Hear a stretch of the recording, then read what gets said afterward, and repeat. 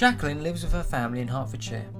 Her son James had an Asperger's diagnosis whilst at primary school. She tells us about family life with a sprinkling of Asperger's. I suppose I was aware of it from quite an early age, when he started to crawl around. He wasn't interacting with other children. He was more interested in cables and lights and light bulbs and things like that. And then when he became a toddler, I realised he wasn't doing what other children were doing. He wasn't really interacting. He was focused on the Lego. He wasn't focused on sort of communal play. It was fine until he went to school. At home he was fine. He was no bother. He was a very contented child. He could amuse himself for hours, just reading or playing with his Lego or trains or whatever he was doing. And he played nicely with his sister. His sister absolutely adored him, and then they played very well together. But when he got to primary school, he became a bit of a sort of conundrum, really. He would have sort of flashes of brilliance with maths and reading. He never learnt to read. He just seemed to know how to read. He was drawn to the computer from a very early age. But then there were these long periods where he just sort of completely disengaged, mainly when it was carpet time. And then everybody else would get up and go and do what they had to do, and suddenly he would just seem to sort of come out of a daydream and have no idea what was happening. So I think the point came where a new teacher arrived. She'd been coming from a different school, and I wonder whether she had some inkling of what James's behaviour was, because she said, there's something not quite right here. So she brought in the educational psychologist and had him assessed, and it didn't take her long at all. In fact, I think she only met James quite briefly. She spoke to me, and I mentioned about him stimming, the flapping of the hands, and then she said, I think James has Asperger's. And I just went, what? What's that? And then she said, it's a form of autism. And at that point, I remember thinking, it didn't, whilst I suppose it should have been a crushing diagnosis, it kind of explained a lot. But I still didn't know what on earth to do with it. I just do what I always do and try and find out as much as I could about it. So I looked for books, we weren't really using stuff online then, this is like 20 years ago obviously. So I was looking for books, magazines, articles, anything I could find. I remembered reading Tony Attwood's book, that's kind of the Autism Bible at the time. And of course he was talking about some quite autistic children, and it was all about the bullying and the traumas and the isolation. And I just remember at one point sitting there and the page was just getting wet because the tears were just dripping onto the page. I was thinking, this is just awful. Surely this can't be our future. And I think from that point on, I thought, right, I've got to do something about this. It can't be like this. But it was still difficult because I didn't really know where to go and where to find support and how to sort of deal with it and what to do. And it was also hard because autism at the time was very much like Rain Man. It was, people had this idea, and of course James was nothing like that. Well, there was that feeling of life's different now. I had a little boy who was going to grow up and probably do football and all the other things that boys do, and then suddenly I didn't.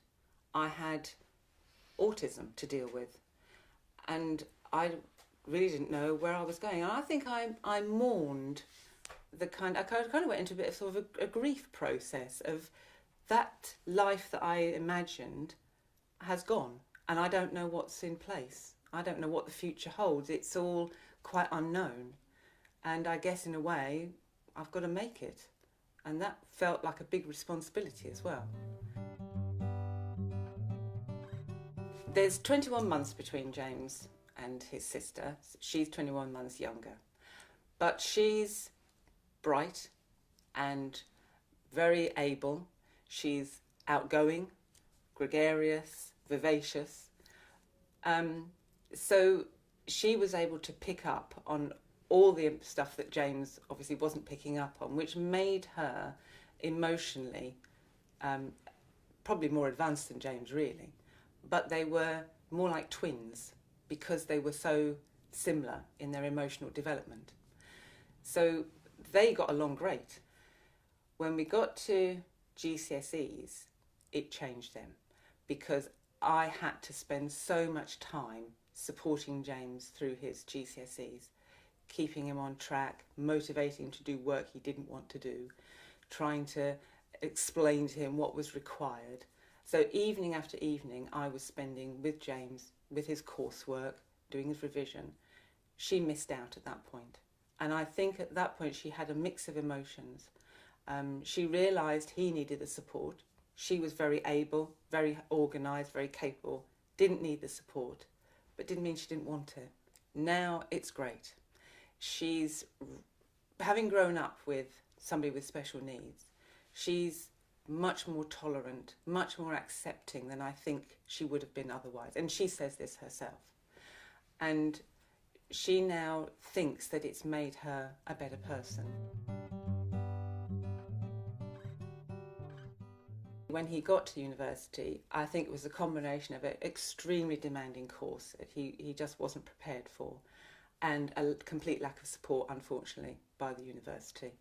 And within 3 months, everything we'd worked for, all the hard work, all the getting him prepared, getting his confidence up, getting his self-esteem up, making him believe he could do this, having got this fantastic A-level results with the support of the school and everybody else, 3 months, it was gone. And we had to take him out of university, and he was pretty much broken. At this point, we knew it was coming back to us, and then that was a huge toll on the family because I was just, again, totally focused on trying to get the help for James, to get the help for his mental health, to get help to what do we do now, where do we go from here. And I think it was just a really, really unhappy time and a really uncertain time for everybody. At this point, James's sort of love of all things technical and his art skills as well, he kind of brought them together to do a couple of little jobs for friends of ours with web design, and he did a bit of branding as well for a neighbour that was setting up a company. And he kind of got into this, and he started to then teach himself web design using online tutorials. And then we were introduced to Work Solutions. We tried a couple of other organisations, but Work Solutions were the best.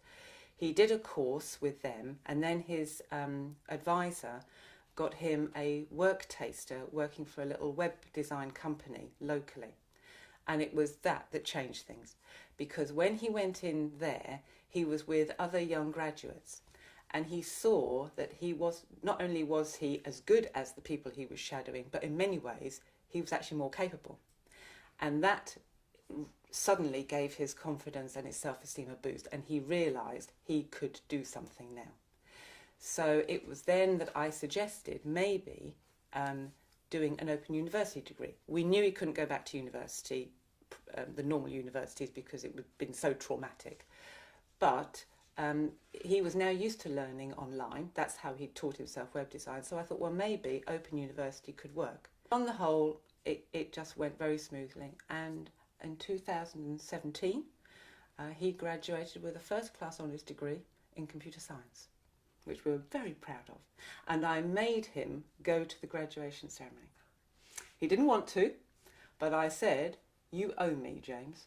So he put on the gown, we went to the Barbican, he walked across the stage, he collected his certificate, great cheers from his family, and we were proudly sitting there clapping our lovely son who just got his degree. So once he got the degree, we had to find a job. And I knew this was going to be a task and a half, because we had to be careful. We'd learnt from university now that we had to get everything right. So we went straight back to Work Solutions. And my husband actually noticed that Rothamsted Research in Harpenden were recruiting for IT people, we said to Work Solutions, how about this? And they got him a little work taster in the IT department. I think he was there for 2 weeks on the work taster when they said, actually, we'd like to keep you. So in September, they put together a bid for another 2 years' worth of funding. And if that's successful, James will be the lead developer for that project. I mean, we couldn't have imagined in our wildest dreams that he would ever get something like that. And he loves it. He absolutely loves it. At home, he can disappear off into his room. He can do his online chats with his friends and his online gaming. But he can also come down and chat to us if he needs to. His sister is his second gaming partner, apart from his other friend who he has online. He would miss her terribly, and I think she would miss him. He'd also need to learn a lot of life skills. That's going to be my next challenge. And he's got to meet somebody. And I think that's the next big hurdle, trying to meet somebody to spend the rest of your life with. And I'm keen that he does that because I'm very aware, and he's told me, that I'm the only person that he implicitly trusts. Even within the family, I'm the one. Somebody's going to have to replace me at some point. And I do worry who that will be. So that is a challenge. I wouldn't say autism is a gift, not at all. Watching your child struggle every day with feeling like an alien in a world that doesn't accept you, doesn't understand you, won't accommodate you, it just tears you apart all the time. So no, not a gift. However, it has not been a curse either. James is a beautiful boy who has grown into a young man who is thoughtful, caring. He doesn't have a bad bone in his body. He is generous. He's calm and even-tempered. He'll make somebody a fantastic husband once he learns to cook.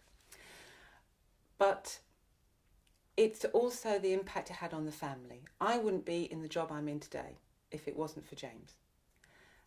Anna wouldn't be the tolerant, understanding, accepting person who can just interact with anybody if she hadn't have gone through what she's gone through. As a family, we wouldn't have been as close. We've had to really pull together to get through this. And we have learnt as well about the value of tolerance, of acceptance. And we've had to look at some of our traits as neurotypicals and think, really, against what he's had to go through and how he behaves, we should be, moderating our behaviour as well. Because, sometimes we're not very nice as neurotypicals. There's never been a point where James hasn't been anything but a nice, decent person in all of it.